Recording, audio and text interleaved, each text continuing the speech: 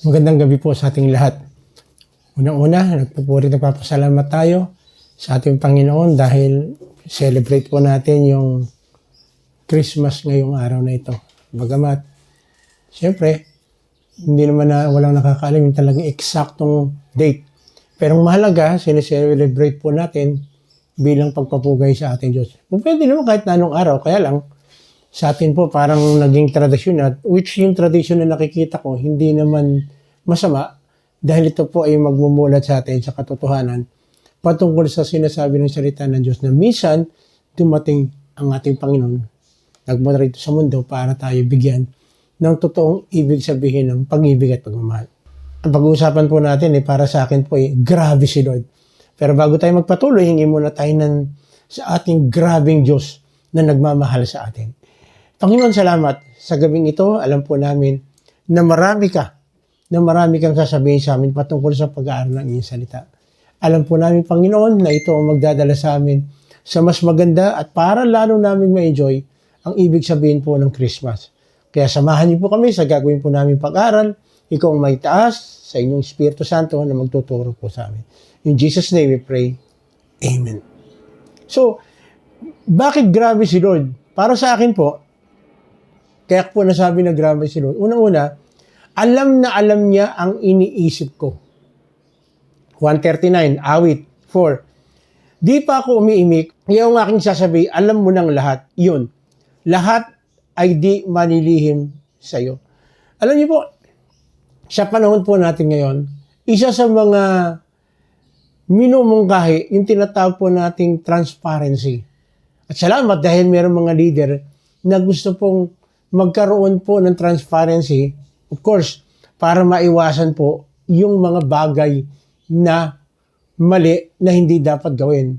Kasi kapag may transparency, bago mo pa gawin yan, malalaman na, teka, mali yata yung binabalak mo. Parang hindi maganda yan.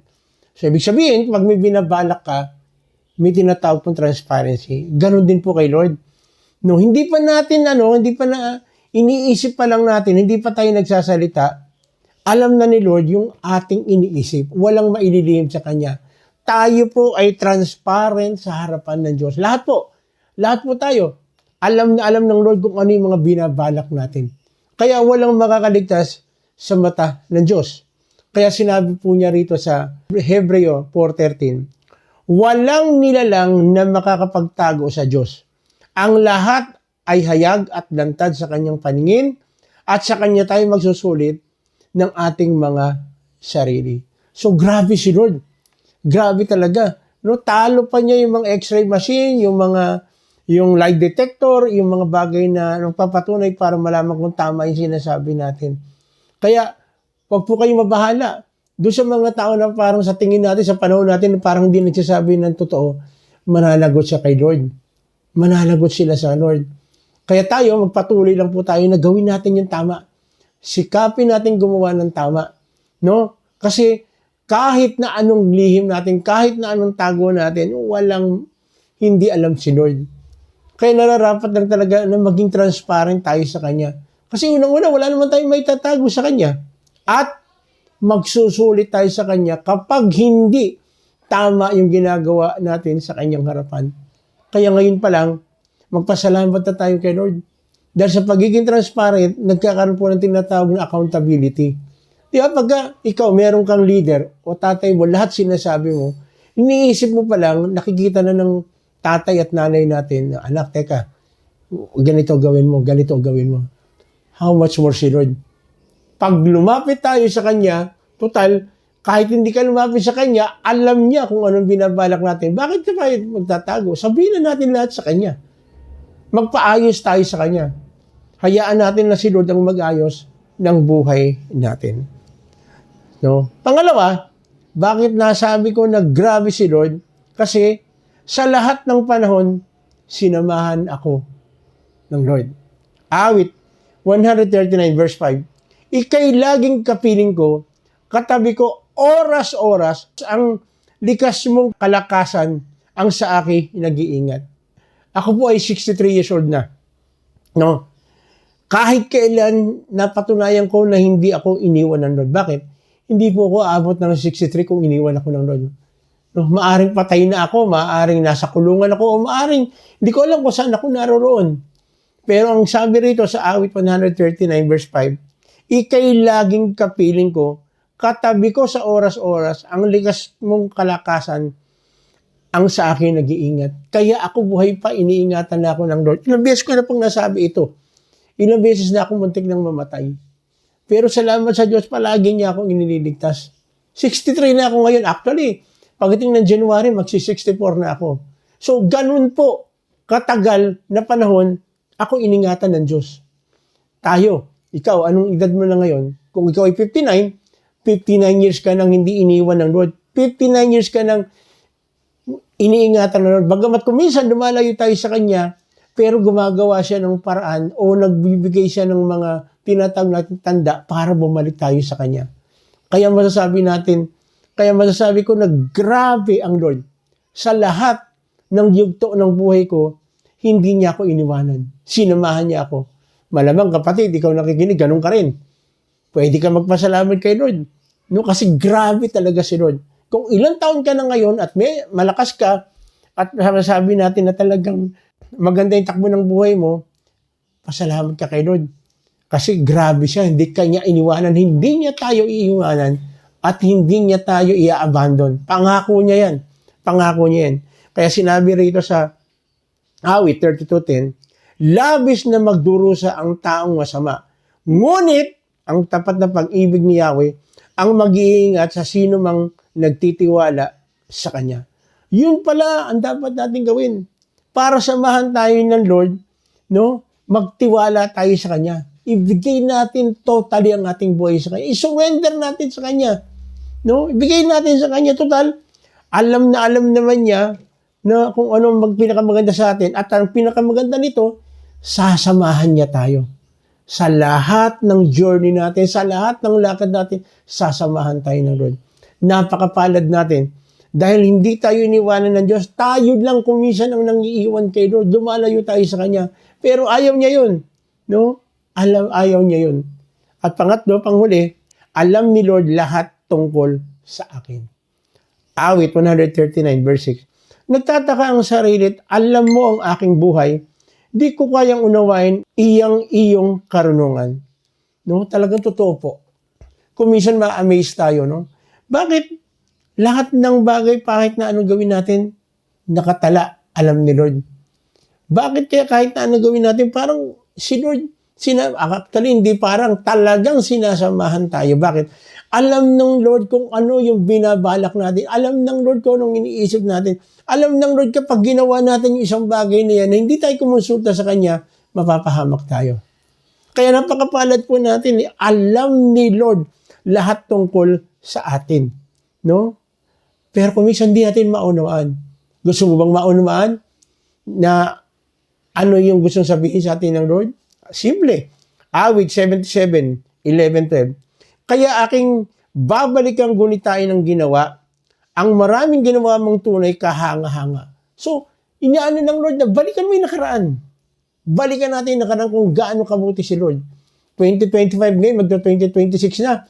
Pagdating ng 2026, alalahanin mo, lahat ng ginawa na mabuti ng Lord ng 2025. Ngayon pa lang, alalahanin mo na. At sa totoo lang, kapag tatanong natin kay Lord na babalikan natin, Lord, tulungan mo akong ibalik. No? Kaya yung palagi natin napapalit, kung meron lang sanang time machine, ano? Pero walang time machine. Pero, pwedeng ibalik ng Lord yung alaala. Una-una, pwede nating balikan yung nakaraan. Ano ba yung mga nakaraan? Nung bata ka pa. Purihin ng Panginoon, meron kang nanay at tatay na nag-alaga sa'yo. Purihin ng Panginoon dahil nakapag-aral ka, no? Nang gusto, no? Naibigay lahat sa'yo. Nakikita mo kung gaano kabuti ang ating Diyos. Napatunayan kung gaano sinasabi ng Diyos na tayo ay hindi niya iwanan at hindi niya pababayaan. No? Gunitain natin yung mga ginawa niya. Yung ating mga magulang na ginamit na instrumento. Yung ating mga pastor na nag-alaga sa atin. Yung ating mga teacher na nagbigay sa atin, no? Ng knowledge, tinuruan tayo. Kaya naririto tayo ngayon kung saan tayo nandun ngayon. No? Isipin natin. At kung babalikan natin yon, isipin mo ngayon, di ba ang daming pagbabago? Sana yung pagbabagong yan ay patungo doon sa tinatawag nating pag-mature natin bilang isang mananampalataya. No? Sabi nga dito sa awit 77:12, sa lahat ng ginawa mo, ako'y magbubulay-bulay. Magbubulay-bulay ako sa diwa ko at isipan. Kaya tayo binigyan ng Lord ng utang, isip, kaisipan, kamalayan, para makita, balikan natin, ano nga ba yung magagandang ginawa ng Diyos sa iyo? At kung titingnan natin yung mga pagsubok na dumating sa atin, alalahanin mo rin, ano ang natutunan mo? Ano ang natutunan natin? Di ba maganda? Kung babalikan natin, natuto tayong maging matibay. Natuto tayong lalo nakita natin na dapat talaga kay Lord tayo magtiwala. Nakita natin na kaya natin ang lahat ng bagay dahil humingi tayo ng tulong sa Kanya. So kung babalikan natin, no, puro maganda yung ginawa ng Diyos sa atin. No? Kaya nga kumisan walang dahilan para hindi natin maintindihan yung kalooban ng Diyos. Kasi sa totoo lang, kung tayo lamang ay luluhod, pipikit, babalikan natin yung mga nakaraan kung bakit nangyari sa atin yung bagay na yon at hihingi tayo ng tulong sa Diyos para maintindihan at maunawaan natin yan. Grabe si Lord. Ipapaintindi, ipapaunawa niya sa atin ang lahat ng bagay. Bakit? Kasi ayaw ng Diyos na tayo ay malayo, maligaw ng landas. Gusto ng Lord maintindihan natin ang maraming bagay patungkol sa Kanya. Kaya nararapat lang talaga ibigay natin ang ating sarili, isurrender natin ang ating sarili kasi nakakatuwang isipin na meron tayong isang Diyos na no, na alam niya ang iniisip natin. So, ibig sabihin, pag maling iniisip natin, pwede niya pong itama ito. No, pasalamat tayo. Pasalamat tayo, no, dahil sa lahat ng panahon, sinamahan niya tayo. Kaya nagpapatuloy tayo. Kaya salamat. Kaya nga, masasabi ko na napakabuti ng ating Diyos. Tayo po'y pumikit, tayo po'y manalangin. Lord, grabe po talaga ang iyong pagmamahal sa akin. Binigyan mo ko ng utak para mag-isip. Di mo ginawang parang robot, kundi binigyan mo ako ng freedom to think. Sa lahat ng season, sinamahan po ninyo ako. Di lang tuwing December, but all the season in my life, you know everything to me. Di ko kayang unawain totally ang grabing knowledge at wisdom. Pero, malalaman ko lamang na mahal mo, pero nalaman ko na talagang mahal mo ko, na ikaw ay nagpunta dito sa mundo para ibigay sa akin ang regalong walang kapares at kapantay, buhay na walang hanggan. Samahan po ko sa lahat pa ng yugto ng aking buhay, luluwalhatiin, itataas kita, sapagkat naniniwala po ako, Panginoon, yung ipagdiriwang namin itong araw na ito, ay isang pagpapatunay lang ito, Panginoon, ng inyong kabutihan. Of course, kagaya po ng sinabi ko kanina, Panginoon, wala nakakatiyak kung anong araw. Pero ang mahalaga, sineselebrate namin na minsan pumunta ka rito sa lupa para bigyan kami ng maayos at masaganang buhay. At ito'y mangyayari lamang kung tatanggapin namin, Panginoon, ang regalo na binibigay mo, ang kaloob mo na buhay na walang hanggan. Kapatid, para lalo mong ma-experience ang sinasabi na regalo ng ating Panginoon, anyayahan kita na gawin mo yung palalangin ito. Sumabay ka, sumunod ka. Sabihin mo ang katagang ito. Lord, salamat. Dahil ikaw ang nakakaunawa, nakakaintindi sa akin. Lord, sa mga oras na ito, tinatanggap kita at ako'y sumasampalataya na ikaw lamang ang tanging pag-asa ko sa buhay na ito. Salamat, Panginoon, sa katiyakan na ako ay hindi mo tatanggihan. Bagkus, kagaya ng sinasabi ng iyong salita, lumapit lamang ako sa iyo na may taos puso nang gagaling sa aking puso, magpakumbaba sa inyong harapan, at ako'y aasa lamang at mananalig sa inyo, bibigyan mo ko ng karapatan na maging anak po ninyo. Maraming salamat po sa napakagandang regalong ito, sa paalala na sinasabi ng inyong salita, na ako lang, ikaw lamang ang tanging pinakamagandang regalo mo na pinakamagandang regalo na natanggap ko sa mga panahong ito. Muli, Panginoon, maraming salamat sa aking mga kapatid na may mga karamdaman, maaaring sa ganitong panahon pa rin. Isip, Panginoon, umaasa pa rin kami sa iyo. Ibigay mo po ang comfort, kalakasan. Ma-enjoy po namin ang season habang inaalala po namin ang iyong kabutihan, inaalala namin ang iyong pag-ibig at pagmamahal sa amin. Salamat, Panginoon. Salamat.